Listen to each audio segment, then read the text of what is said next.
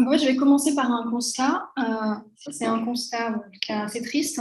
Donc, janvier 2026, en janvier, où on a atteint et dépassé la 6e limite planétaire dépassée. Et en fait, quand j'ai vu ça, c'était sur les réseaux sociaux, ça m'a amusé parce qu'en fait, il y avait cette phrase qui était écrite à côté. Et ça, c'est pas top. Et effectivement, ce qu'on peut dire, c'est pas top. On a vu déjà les conséquences en 2021, qui sont issues aussi du réchauffement climatique, avec des pics de chaleur, des incendies, des coulées de boue, des inondations comme ici en Chine. Et on voit que ça se perpétue cette année avec les fortes chaleurs qu'on a observées en Asie au mois de mai, la sécheresse qui touche toute la France avec des questions assez importantes sur ce que vont donner les rendements, et en plus avec cela un événement climatique ce week-end avec les événements de grève. Donc tout ça nous amène aussi à réfléchir et à repenser en fait quelles sont les causes en fait de tous ces facteurs. Et une de ces causes qui est souvent mise en avant, c'est l'agriculture, mais ce n'est pas l'agriculture telle qu'on la voit sur cette photo, c'est plutôt le modèle productiviste qui se trouve au cœur de différents enjeux de l'Anthropocène, et ce pour différentes raisons. Tout d'abord par l'usage des terres qu'il en fait, puisque 75% des terres ont été transformées pour l'agriculture. En termes de dépendance d'énergie fossile, le modèle agricole productiviste est très dépendant. Par exemple, il faut 600 litres de pétrole pour produire 1 hectare de blé.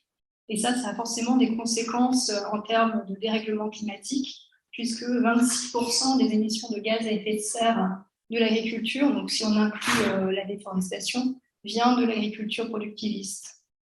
On voit aussi, comme je l'ai montré un peu avant, les éruptions de problèmes liés à l'eau. L'image que vous avez vue en animation, c'est le fleuve Colorado, qui est presque à sec maintenant depuis plusieurs années.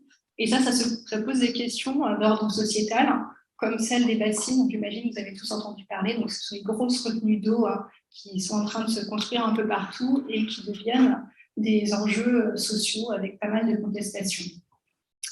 Et bien sûr, il y a l'impact des pesticides. Et là aussi, on voit que ce n'est pas non plus un sujet qui laisse nos concitoyens complètement anodins, puisqu'il y a pas mal de manifestations autour de ces pesticides.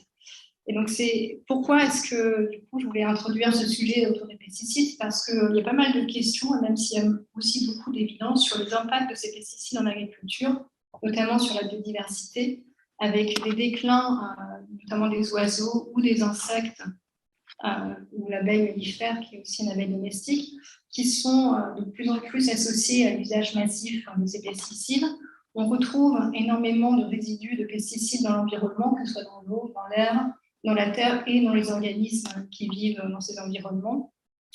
Et plus récemment, l'an dernier, en mois de juillet, on a eu les résultats de l'expertise ENSERM qui montrait les impacts sur la santé des professionnels du monde agricole, mais également des expositions des riverains de zones agricoles. Donc tout ça nécessite de trouver une autre solution et donc du coup de mettre en place par exemple des politiques publiques pour réduire ces pesticides, et c'est ce qui a été fait depuis 2007 avec le premier plan Ecophyto qui visait à 2018 de réduire à 50% l'usage des pesticides, qui a été suivi par plusieurs autres plans qui sont présentés ici. Et donc, on a vu avec les résultats qui étaient observés en termes d'usage de pesticides que ça s'est traduit non pas par une diminution, vous ne voyez pas parce que c'est en dessous du bandeau, mais par une augmentation de 24% de l'usage des pesticides, notamment entre 2017 et 2018. Et parmi l'usage de ces pesticides, on trouve 20% de substances qui sont des substances cancérigènes probables.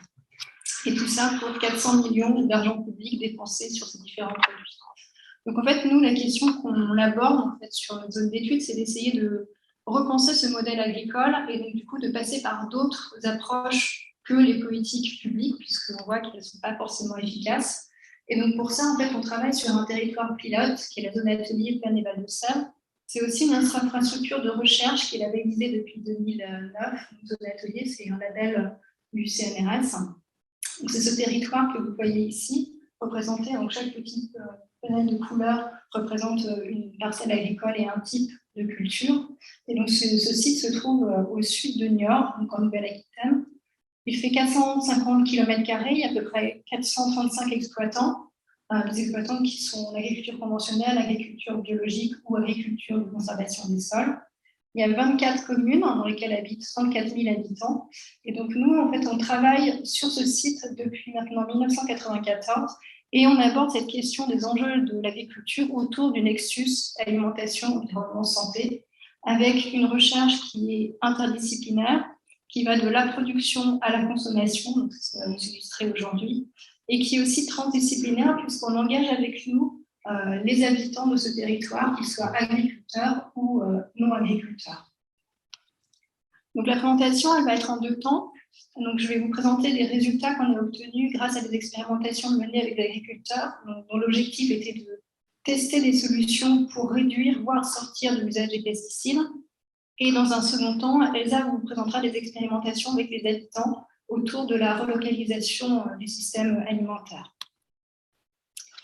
Alors, ces expérimentations, c'est des expérimentations que je vais vous présenter autour d'un système qu'on a construit autour d'un système emblématique qui est celui des herbicides et des adventices. Alors, les herbicides, c'est des molécules chimiques qui sont utilisées pour réduire les plantes sauvages dans les parcelles, donc ce qu'on appelle les adventices. Pourquoi ? Parce qu'en fait, ces plantes, elles utilisent les mêmes ressources que les plantes de culture, et donc de fait, elles rentrent en compétition avec ces plantes de culture et peuvent réduire la production agricole.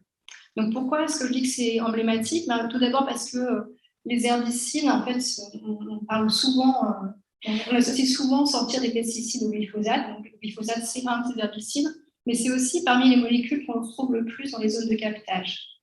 Et les adventices, ce sont des plantes, donc comme je l'ai présenté tout à l'heure, qui rentrent en compétition avec la culture et donc qui ont un impact direct sur la production agricole, mais pas que, parce que de fait de leur statut de plante, elles sont aussi une ressource pour de nombreux organismes dans les réseaux trophiques, que ce soit des oiseaux granivores, des insectes granivores ou des insectes pollinisateurs qui se nourrissent du nectar ou du pollen de ces fleurs. Et de ce fait, en fait, en étant présentes, elles contribuent à la conservation de nombreuses espèces, mais pas que. Elles ont aussi un rôle sur la production agricole, puisque en étant des ressources, par exemple pour des auxiliaires de culture ou des pollinisateurs, elles peuvent contribuer positivement à la production agricole. Donc on voit que gérer ce système adventice, c'est pas si simple que ça. Et donc c'est en ça que je trouve ce système très emblématique de cette question de la sortie des pesticides. Donc en fait, nous, en 2013, on s'est interrogé par rapport à ce plan éco-phyto. On a voulu tester sa faisabilité.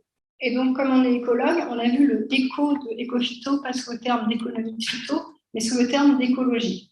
Et donc, on a traduit cette question de sortir des pesticides sous un terme d'écologie. On a voulu l'expérimenter en testant des hypothèses écologiques que je vous présenterai tout à l'heure. Et donc, pour ça, en fait, on a tout d'abord travaillé avec 30 agriculteurs. Avec chacun de ces agriculteurs, on a suivi 5 parcelles de céréales. Et dans chacune de ces parcelles de céréales, on a réalisé des relevés de flore et on a relevé les rendements et les pratiques agricoles au travers d'enquêtes auprès des exploitants. Donc, la première question qu'on s'est posée, c'est qu'on a voulu regarder quels étaient les liens entre l'usage des herbicides et les rendements.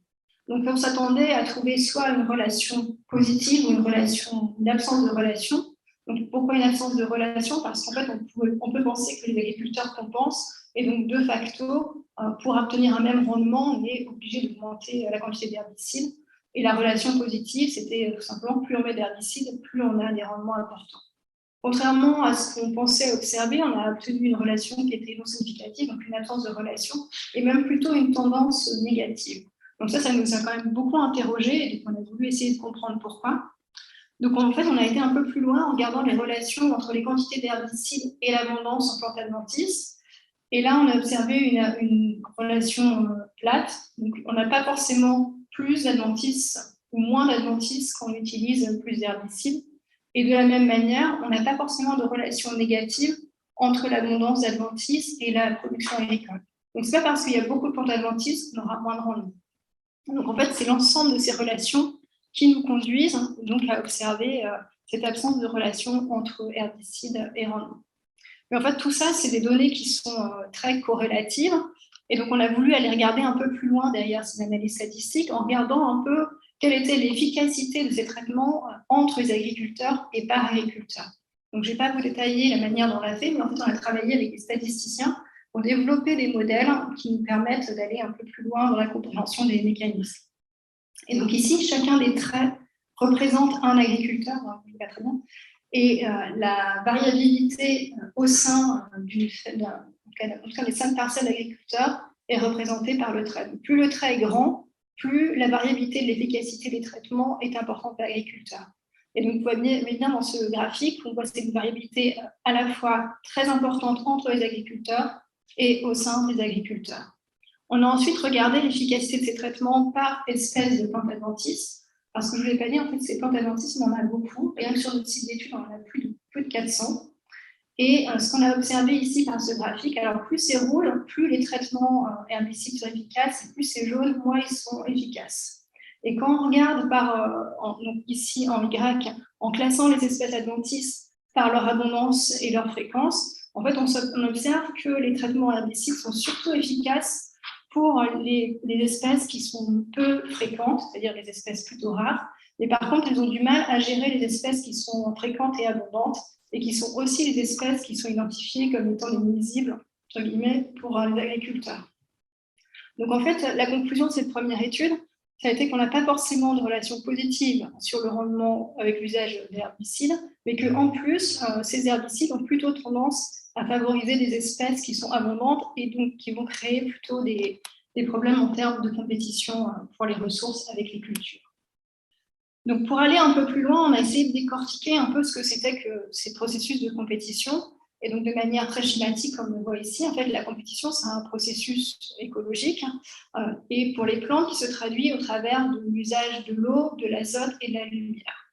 Et dans une parcelle agricole, ce qu'on appelle l'eau, ces ressources sont modulées par les prises de décision de l'agriculteur, notamment au travers de ce qu'on appelle les intrants. Donc, par exemple, plus il va rajouter de fertilisation azotée, plus la quantité d'azote sera importante. De la même manière, l'agriculteur va, par sa prise de décision, impacter la compétition entre les plantes de culture et les plantes adventices en décidant de désherber. Puisque s'il retire les plantes adventices, la compétition sera plutôt, en tout cas le nombre de plantes de culture sera beaucoup plus importante que les plantes adventices, et donc du coup elles auront plus accès aux ressources que les plantes d'adventices, et donc du coup auront un avantage compétitif. Et donc tout ça, en fait, ça nous a amené à réfléchir avec eux un protocole expérimental pour pouvoir moduler au sein de leur parcelle, donc tout en gardant tous les autres facteurs égaux par ailleurs, la quantité de ressources et l'intensité du désherbage. Donc pour ça, en fait, on a travaillé avec des agriculteurs qui étaient plus ou moins intensifs dans leur mode de gestion, c'est-à-dire qu'on avait des agriculteurs en agriculture biologique et des agriculteurs conventionnels qui utilisaient une quantité plus ou moins importante d'herbicides. Et dans chacune des parcelles, donc il y avait 56 parcelles en céréales d'hiver, dans chacune des parcelles, les agriculteurs ont eux-mêmes manipulé la quantité d'apport d'azote ou l'intensité du désherbage. Donc ça représente, là vous avez une image qui vous représente ce qui s'est passé dans un de ces champs. Donc là, vous avez les dispositifs expérimentaux. Donc en fait, les zones sont représentées, on ne voit pas tellement la différence.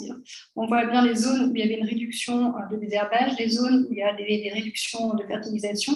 Et on a aussi décidé d'avoir une zone sans pied de culture pour nous permettre de pouvoir quantifier l'impact de la culture sur les plantes adventices lorsqu'elle était présente. Donc, pour les résultats qu'on a observés, donc vous avez ici en bleu les résultats dans les parcelles en conventionnel et en vert dans les parcelles en agriculture biologique. Ce qu'on a observé, notamment par exemple pour la relation entre l'azote et le rendement, c'est que chez l'agriculteur en conventionnel, on n'avait pas forcément une augmentation importante de rendement plus on mettait d'azote, et la même chose chez les agriculteurs en agriculture biologique. On observe la même chose pour l'intensité de gestion, donc qui est représentée par le deuxième graphique ici en B. Et un autre élément aussi, c'est sur la qualité de la production. Parce que souvent, en fait, on s'intéresse à la quantité, mais pas forcément à la qualité de la production. Et donc là, on a regardé le taux de protéines dans les céréales, et on a également observé une absence de relation entre la quantité d'azote et le taux de protéines dans ces cultures. Et donc, puisqu'il n'y a pas forcément de relation positive entre la quantité soit d'azote, soit de désherbage sur le rendement, ben ça se traduit directement par une augmentation des bénéfices économiques pour l'agriculteur, puisqu'il ne dépense pas cet argent pour obtenir exactement le même rendement. Donc là, c'était déjà un résultat qu'on a trouvé assez intéressant. Et ensuite, on a voulu regarder de manière assez précise, alors je ne vais pas rentrer dans les détails de graphique, parce que c'est assez compliqué, mais en comparant 2 à 2 dans les parcelles les différents traitements expérimentaux. Et ce qu'on observe, c'est que, alors, juste pour les traitements expérimentaux, les rendements sont plus élevés quand les points sont positifs, et les marges sont plus élevées quand les points sont aussi positifs.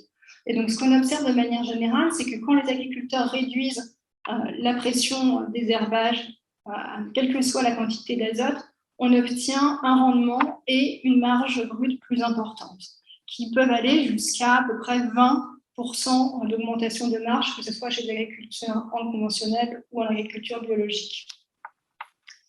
Donc, du coup, pourquoi est-ce qu'on observe ces résultats? La question qu'on s'est posée, pourquoi est-ce que, en absence ou une réduction de désherbage, on n'a pas une réduction significative de rendement? Alors là aussi, on est retourné en fait sur les fondements de la théorie en écologie. Et donc, du coup, on s'est intéressé à cette compétition et à la capacité qu'auraient pu avoir les plantes de culture à réguler ces plantes sauvages, ce sont les plantes adventices. Donc, je ne vais pas vous détailler le graphique ici, mais juste le chiffre à retenir, c'est que lorsqu'on est dans des situations où on n'a pas de désherbage et pas d'apport d'azote, la quantité de biomasse adventice est 63% plus faible en présence de culture qu'en son absence. Ce qui veut dire que la culture à elle-même, rien qu'en étant présente, enlève déjà à peu près 65% de la biomasse de plantes adventices. Et on retrouve à peu près ces ordres de grandeur, quels que soient les traitements expérimentaux, c'est-à-dire qu'il y ait présence ou non de désherbage ou d'azote. Et donc, du coup, ce qui se passe, c'est que lorsqu'on rajoute des herbicides, lorsque la culture est déjà présente, la quantité d'adventices qui est réduite reste très faible, de l'ordre de 8 à 10% maximum en fonction des apports d'azote et de désherbage. Donc, tous ces résultats sont plutôt encourageants. Et en fait, ces expérimentations qu'on avait menées en 2013, on les a répliquées avec plusieurs agriculteurs. Depuis 2013, on a travaillé avec plus de 120 agriculteurs dans plus de 500 parcelles. On a mené d'autres types d'expérimentations que je ne vais pas détailler ici. Mais là, par exemple, on observe en bordure de parcelles, à peu près avec le même dispositif, exactement les mêmes résultats. Quand il n'y a pas de réduction de désherbage ou de fertilisant, ou quand il y a de la réduction, donc pas de réduction, c'est en vert, et rouge, jaune et orange quand il y a de la réduction, on n'a pas de différence significative de rendement. Donc ces résultats sont très encourageants, et en fait, mais pourtant, en fait, même si les agriculteurs ont observé ces réductions dans leurs parcelles, qu'ils ont compris qu'ils pouvaient avoir un bénéfice économique, quand on regarde les tendances sur notre zone d'étude, on a toujours une augmentation de pesticides, on a toujours une diminution de la biodiversité. Et donc tout ça, ça nous interroge, c'est-à-dire que ce n'est pas simplement en démontrant et en travaillant directement avec les exploitants qu'on va pouvoir actionner une transition agroécologique. Donc il y a d'autres facteurs qui sont en jeu, et notamment on s'intéresse de plus en plus à des facteurs d'ordre psychologique, comme par exemple la perception du risque. Donc ici, ce sont les premières études qu'on est en train de mener. Donc simplement les chiffres représentés ici en vert sont les perceptions du risque aux ravageurs maladies de manière générale. Et ce qu'on a observé, c'est que parmi les ravageurs, les champignons ou les adventices, ce sont les adventices qui sont perçus comme ayant un risque le plus important pour les cultures par les agriculteurs, notamment par les agriculteurs en agriculture biologique. Donc c'est un des facteurs qui pourrait expliquer pourquoi ils n'arrivent pas à se passer du désherbage. D'autres facteurs pourraient aussi venir des acteurs avec lesquels ils interagissent, et donc ce seraient peut-être aussi ces acteurs qu'il faudrait mobiliser, notamment comme tous les acteurs des coopératives ou des instituts techniques, ou encore les consommateurs, puisque c'est par nos actes de consommation qu'on choisit aussi le modèle agricole. Donc là, je vais vous laisser Elvia nous présenter du coup le projet qu'on a mis en place autour de l'alimentation. C'est la barre, parce que la lecture, oui.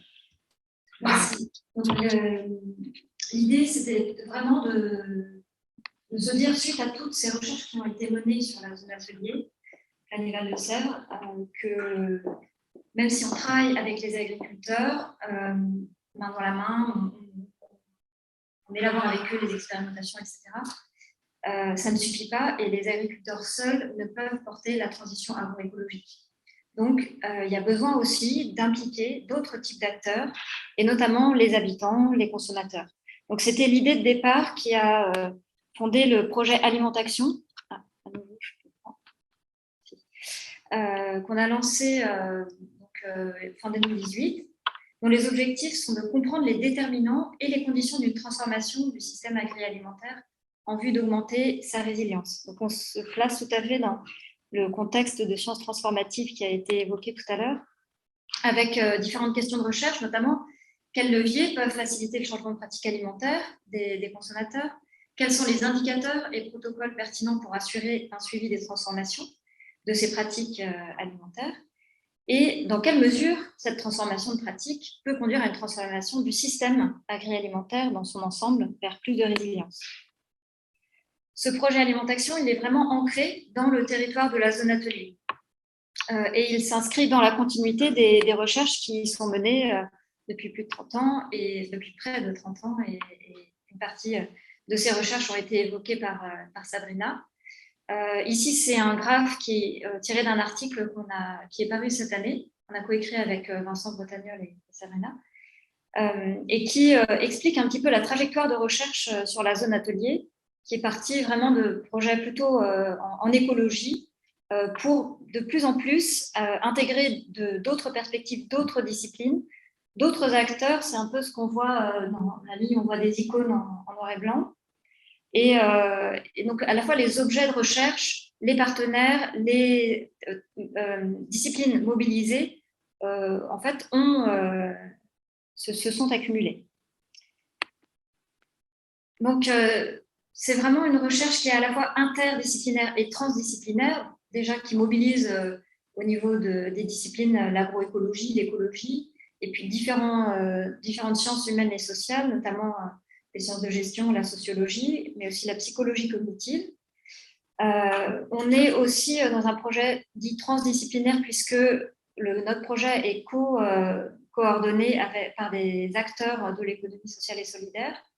Et puis, il est fondé sur des interactions très variées avec les acteurs du territoire, que ce soit via de la recherche-action, du partage de connaissances dans les deux sens, et des enquêtes, des expérimentations, etc. Donc, au niveau des acteurs, donc la coordination, c'est à la fois notre équipe et la Scope Vision, donc acteurs de l'économie sociale et solidaire. On a des partenaires à un cercle un peu élargi, notamment à Sciences Po et Télécom Paris-Tech. Et puis, au niveau local, on a des partenaires privilégiés, comme les conseils municipaux, les établissements scolaires, que ce soit écoles primaires, collèges ou lycées, des associations locales. Et puis, voilà. Et ensuite, on s'adresse et on interagit avec d'autres acteurs du territoire de manière plus ou moins formelle, comme les habitants, les agriculteurs, des acteurs économiques comme les coopératives, ou encore des acteurs institutionnels. Ce qui est important, c'est que comme notre territoire est relativement concentré et qu'on veut pouvoir tester des choses et comparer des actions les unes entre elles, ici, j'ai remis la carte de la zone atelier, mais cette fois avec les délimitations de communes. Et vous voyez des couleurs différentes, puisqu'en fait, sur certaines communes que l'on a sélectionnées par différents critères, on se propose de mettre en place des actions dans le cadre du projet, que ce soit des animations citoyennes, des ateliers, des interventions dans les écoles. Et puis, il y a des villages dans lesquels on se dit, on ne va pas intervenir, nous, en tant qu'équipe de recherche. Et donc, ça sera en quelque sorte des villages contrôles.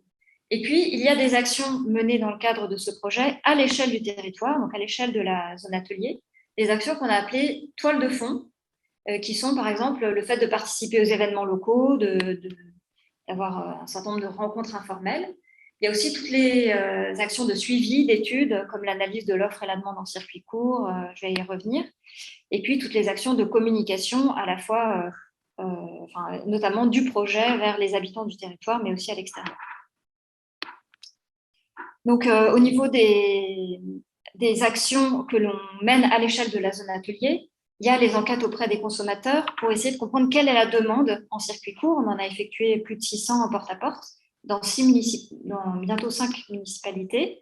Et en gros, les premiers résultats montrent que globalement, la demande en circuit court est assez forte et est plutôt en augmentation. Et puis, on a réalisé aussi un diagnostic du système alimentaire en rencontrant une trentaine d'acteurs et en observant en fait une certaine hybridation entre les circuits courts et les circuits longs, des frontières assez floues finalement. L'importance de certains acteurs dits intermédiaires entre certains réseaux d'acteurs.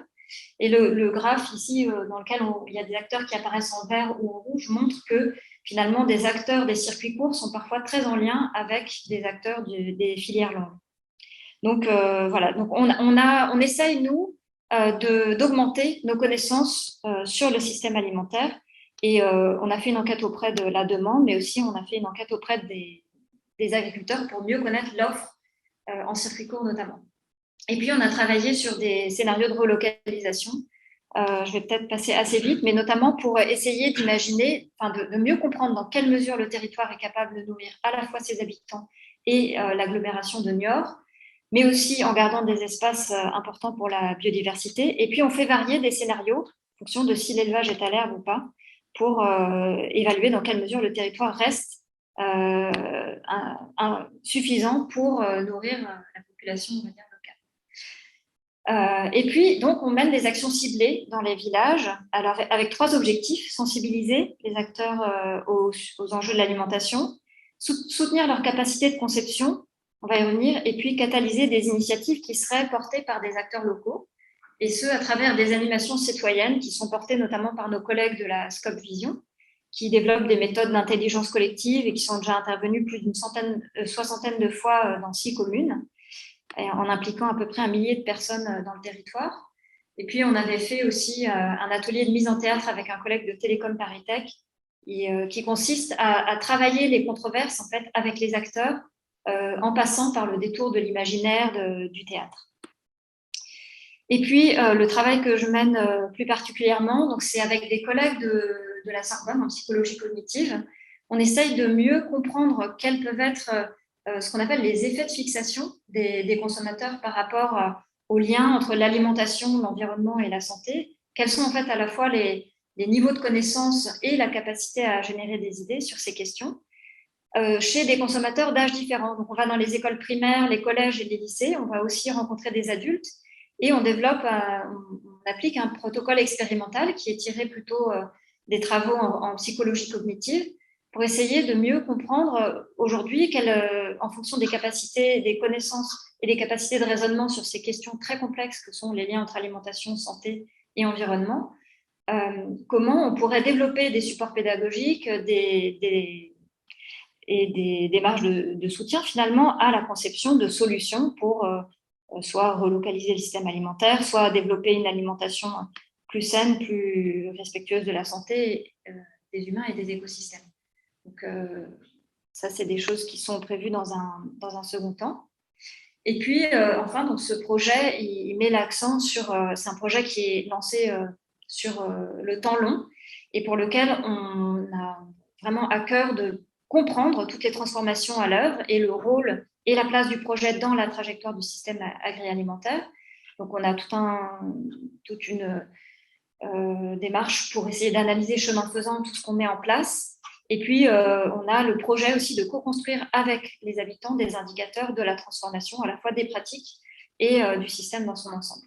Et ce qui est très particulier, c'est que finalement, en tant que chercheur, on est totalement partie prenante de cette transformation, ce qui implique un travail assez profond de réflexivité, mais aussi des discussions avec des personnes qui sont extérieures à l'équipe et qui, finalement, ont un regard très utile pour nous sur le projet et son évolution.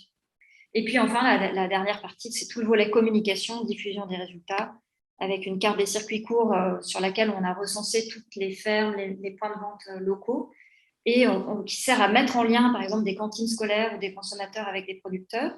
Et puis, il y a toute une action de diffusion des résultats à travers des restitutions publiques dans le territoire, des articles dans la presse quotidienne régionale, mais aussi les revues grand public, et puis des articles scientifiques. Donc finalement, en conclusion de cette intervention, tous ces projets qui visent à travailler sur le socio-écosystème de manière la plus complète possible, elles et toute cette recherche qui consiste à identifier et à expérimenter les leviers d'une transformation de ce socio-écosystème, elle nécessite de l'interdisciplinarité, mais aussi de la transdisciplinarité. On a évoqué tout à l'heure la nécessité, dans des projets comme ça, d'avoir des personnes qui elles-mêmes sont ouvertes à d'autres disciplines. On a pour certains des formations déjà pluridisciplinaires, en tout cas tous une appétence pour aller vers la discipline de l'autre. Et puis, on a petit à petit aussi, de manière très itérative et adaptative, élargi au fur et à mesure du temps le panel des partenaires avec qui on travaille. Ce qui est important, c'est que l'interdisciplinarité, elle s'inscrit et elle se manifeste dans la conception des expérimentations. Le design spatial, par exemple, que j'ai présenté, on l'a réfléchi à plusieurs avec nos modes de travail, nos démarches respectives. Et puis, au-delà du travail très empirique que l'on mène sur le territoire, on a aussi l'ambition de contribuer à des théories qui sont à la fois au sein de nos disciplines, mais aussi interdisciplinaires, et notamment autour de la notion de socio-écosystème. Voilà, donc pour terminer, je voudrais vous remercier les organisateurs pour l'invitation, et puis remercier toutes les personnes qui contribuent au déroulement de ce projet au sein de l'équipe. Et puis les financeurs, voilà, notamment la région Nouvelle-Aquitaine.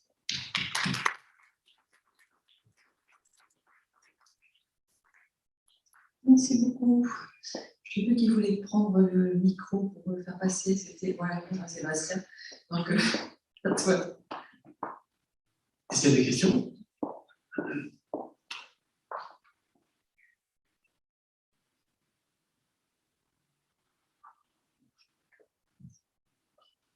Bonjour. Merci beaucoup pour cette présentation et bravo pour ce super projet. C'est vraiment très bien. Je travaille sur les questions agricoles. Et donc, actuellement, justement, enfin, ma question, il y a un projet qu'on a actuellement sur la résilience du système agroalimentaire. On travaille dans le Grand Est. Et au-delà d'une pratique de l'interdisciplinarité qu'on a, je suis en aménagement, on travaille beaucoup déjà avec des agronomes, des gens des économistes, des gens des sciences des territoires, des autres techniciens, etc. Et on s'est rendu compte là sur ce projet où on était en train complètement d'achoper sur l'appariement conceptuel entre tout ce qui existe pour penser la résilience des systèmes alimentaires d'une part, donc plutôt côté consommation, et l'appariement conceptuel qui est très lié avec l'écologie et d'autres sciences de la vie et de la terre, côté agricole. Et en fait, je voulais savoir si vous aviez rencontré ça au cours de votre projet, c'est-à-dire que spécifiquement un travail d'interdisciplinarité à faire pour pouvoir lier des objets qui, dans la réalité, sont tout à fait liés, le système agroalimentaire, mais qui, dans les faits, et notamment dans les travaux particulièrement sur la résilience de ces systèmes, on s'est retrouvé un peu à un moment donné le bec dans l'eau pour réussir à faire des liens et avoir un appariement conceptuel qui fonctionne pour tous les membres du projet. C'était ma première question. Et la deuxième, un peu pratico-pratique, dans des projets qui ressemblent un peu à ça, dans le sens où on a des zones géographiques réduites, on est en recherche-action, on essaye d'aller vers la transdisciplinarité avec la participation des agriculteurs et des acteurs du territoire. On est aujourd'hui incité à mettre en place un plan de gestion des données pour la science ouverte. Et là, je vous avoue, on vient de se... Voilà, ça, on a une petite équipe, on n'a pas toujours le temps de tout faire. Et en fait, on ne sait même pas par où commencer, parce que donc, tous ces processus de recherche qui s'inscrivent beaucoup dans le qualitatif et qui sont aussi dans le temps long, parce que sur les mêmes zones d'études se succèdent les projets, et on ne sait pas comment faire. Et donc, est-ce que vous êtes confronté à ça dans votre projet? Merci beaucoup. Merci beaucoup. Je vais donner un élément de réponse pour la première question. Effectivement, cette notion de résilience et des socio-écosystèmes, c'est une notion qu'on essaie de vraiment travailler d'un point de vue théorique en s'appuyant énormément sur les fondements écologiques en fait, de la théorie de la résilience, les travaux de Holling notamment. Donc on a fait un travail, notamment Vincent Bretagnol, sur finalement ce concept, la manière dont il a été développé. Et on travaille beaucoup aussi avec des collègues de l'école des mines sur, d'un point de vue épistémologique, qu'est-ce que ça signifie et comment cette notion est travaillée dans d'autres disciplines. Donc en fait, on on a un ancrage vraiment assez fort en écologie par rapport à cette notion de résilience, mais que l'on articule avec d'autres disciplines. Mais je ne peux pas en dire beaucoup plus sur ça, mais voilà. En tout cas, c'est effectivement un besoin de croiser différentes perspectives sur ça, et de manière très fondamentale pour après penser les interventions sur le territoire. Et la transversalité.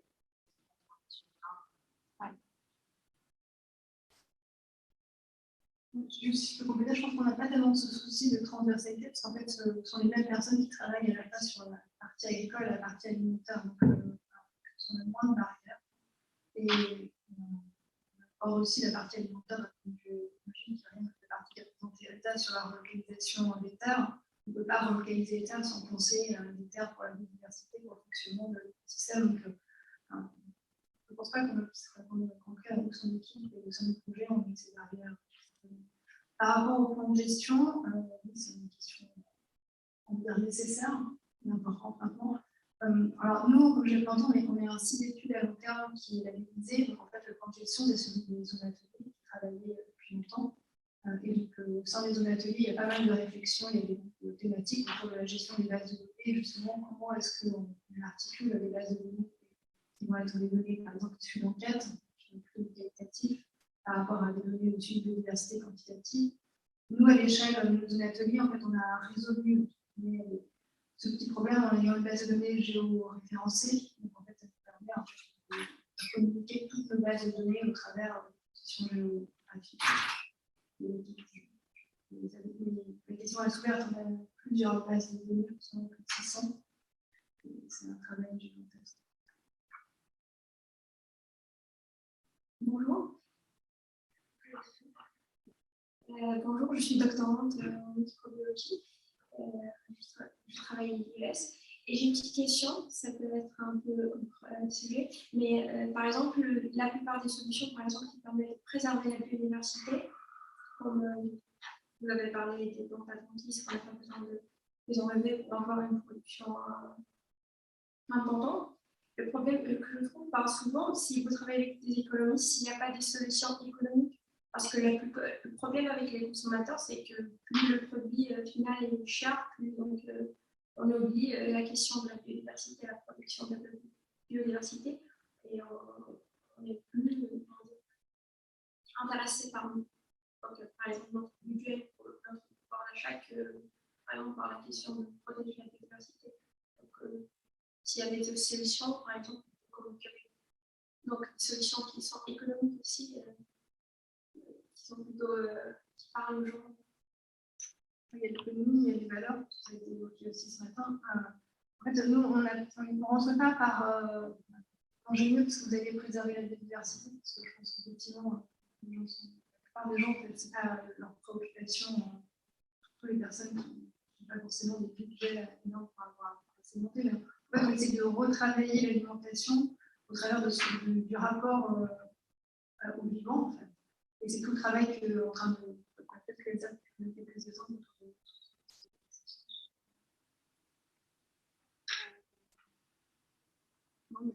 Non, mais en fait, c'est par ce prisme, en fait, c'est par le prisme de l'alimentation et du coup la bonne santé qu'on peut faire prendre conscience aussi aux personnes avec lesquelles on travaille et qui collaborent avec nous dans le projet, parce que les habitants sont vraiment partie prenante de ce projet, que en fait, leur santé et la qualité de leur alimentation va dépendre aussi de leur environnement et que, in fine, aller vers les circuits courts, ce n'est pas forcément beaucoup plus cher que d'aller au supermarché. Même parfois, c'est même moins cher.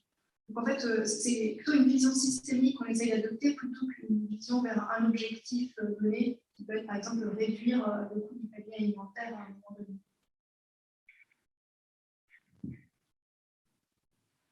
Oui, moi, il y a un point qui m'a particulièrement intéressé au tout début de votre présentation, c'est que visiblement, les résultats scientifiques n'ont aucun impact sur le comportement des agriculteurs. C'est ce que j'ai un peu retenu. Et alors, j'avais une question. Est-ce que ça veut dire qu'en fait, c'est le marketing des laboratoires qui vendent des pesticides qui a plus d'impact que la parole des chercheurs? Et si c'est le cas, comment vous prenez en compte dans votre étude? Bon, alors, je vais juste modérer mon propos. Alors, en fait, ils ne sont pas complètement inefficaces, parce que parmi les agriculteurs avec lesquels on a travaillé, il y a certains, un petit nombre, on va dire 5%, qui ont changé totalement de modèle parce qu'ils sont devenus des agriculteurs d'agriculture biologique. Voilà, il y a quand même des effets positifs. Par contre, si on veut aller vers une classification, une transition agroécologique rapide, ce n'est pas suffisant. Donc, ce n'est pas simplement en travaillant avec les agriculteurs qu'on peut aller vers des changements de système. Et souvent, actuellement, avec l'ESA, on est en train d'encadrer une thèse qui questionne en fait le rôle de l'expérimentation et qu'est-ce qui permet en fait derrière l'expérimentation, et notamment tout le savoir que ça peut développer, de pouvoir basculer et de changer un peu son système. Par rapport au deuxième volet, effectivement, en fait, avec un étudiant en économie, on a regardé quels étaient les facteurs qui pouvaient favoriser ou défavoriser l'adoption de nouvelles pratiques. Et parmi un des facteurs qui limite en fait, la capacité à adopter des pratiques innovantes, il y a le conseil agricole. Donc ça reste un des freins assez majeurs en fait, à la transition agroécologique. Voilà, c'est quelque chose qu'il faut travailler. C'est pour ça qu'on a un nouveau projet qu'on est en train de développer avec des coopératives pour justement emmener d'autres acteurs dans ce processus de recherche afin d'essayer de mobiliser un peu plus que simplement les acteurs qui sont les agriculteurs qui ne sont pas forcément toutes Une question, vous avez mentionné donc, ce concept de zone atelier, également qu'il y en a un réseau, donc j'ai vu qu'il y en a plusieurs en France. Mais le type de recherche que vous avez fait est limité à une zone atelier. En gros, ma question, c'est est-ce qu'on fait les mêmes recherches dans différentes zones ateliers, ce qui permet de généraliser, ou est-ce que chaque zone atelier va avoir ses thèmes de recherche propres? Alors en fait, le réseau de zones ateliers est composé de 14 zones ateliers, qui vont être des ateliers urbains, des ateliers d'intérêt agricole. On a une zone atelier qui est le Zimbabwe, donc c'est très très différent. Il y a des projets communs entre les zones ateliers, mais on n'a pas de programme. Le programme n'est pas répliqué dans une zone atelier tel quel. Mais effectivement, c'est quelque chose qu'on souhaiterait pour pouvoir essayer de tester la réalité à la fois des actions et des résultats. Et on est sincèrement convaincu de la nécessité d'avoir ce qu'on appelle des recherches place-based pour pouvoir emmener justement cette transition, cette transformation des territoires. J'ai juste une petite remarque, enfin, une mini-question. Les historiens ont pas mal travaillé sur l'histoire des engrais et des pratiques agricoles. Je pense entre René Taillejas ou Laurent Herman. Est-ce que vous avez un peu des relations avec eux, vous croisez un peu? Parce que justement, ils travaillent souvent sur les acteurs et le poids des acteurs dans le processus décisionnel des héros depuis le 19e siècle. Non, ça m'intéresserait justement.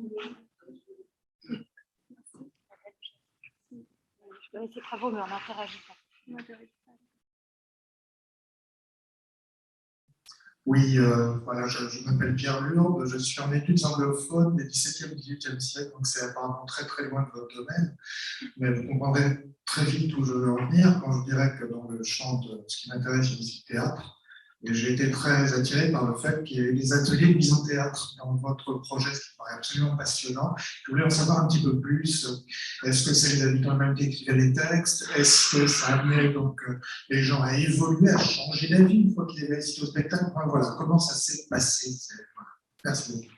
Alors, c'est une méthodologie qui a été développée par Olivier Fourneau de Télécoparatech et qu'on a mise en œuvre donc, sur le territoire de la zone atelier. Il y a eu un week-end, en fait, ça passe sur un week-end. Deux équipes ont été constituées, il y avait à peu près 12 participants, des habitants, des étudiants, moi j'ai participé en tant que chercheuse, et des agriculteurs. Et le thème, c'était la relation habitant-agriculteur. Et en un week-end, en fait, on est accompagné par une petite équipe de coach, en quelque sorte, pour écrire, mettre en scène et représenter une pièce, tout ça sur un week-end, sachant que les participants, généralement, n'ont jamais fait de théâtre, ne sont pas du tout formés à l'écriture de pièces de théâtre, mais du coup sont amenés à énormément interagir au travers de la création de la pièce sur ce que ça signifie pour eux, la relation habitant-agriculteur, le fait qu'il y ait des agriculteurs qui se mettent à jouer certaines scènes, les autres rebondissent, réagissent, donc il y a énormément d'échanges. beaucoup d'amusement aussi. Enfin, ça a créé des relations assez fortes en fait, entre les participants. Et les pièces ont été représentées devant les habitants. Sauf que comme on était en pleine période Covid, on a dû limiter la participation. Mais ça a été suivi aussi d'un débat. Et il y a eu des choses assez intéressantes sur des personnes voilà, qui soit réalisaient certaines choses, soit se retrouvaient complètement dans ce qui était dit. Et l'idée était de répliquer ces ateliers. Ça a été compliqué avec le Covid, mais c'est toujours un projet, de remettre ça en place et de finalement favoriser un dialogue autour de sujets qui peuvent être très controversés, qui peuvent susciter des conflits, et imaginer une résolution assez créative finalement de ces conflits. Tu peux ajouter pour savoir l'analyse des changements, il y a des questionnaires qui sont envoyés avant, pendant et après, mais qui sont analysés par les psychologues.